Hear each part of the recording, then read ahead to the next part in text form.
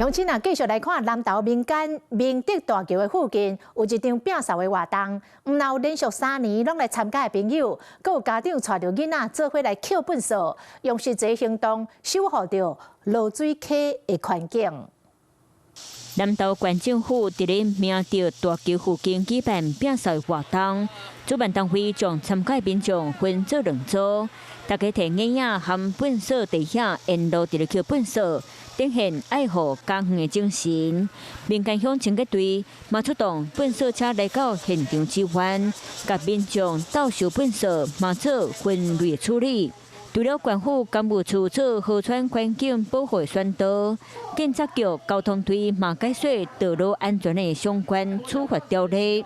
在地的民眾來共同來參加整理我們的一個環境，然後保護我們的濁水溪的一個水資源。雖然天氣真熱，但是民眾非常的踴躍，這個是咱這擺當年來推動着咱的這個水資源愛護。縣府講希望透過摒掃活動，強化排水功能，就較袂做水災。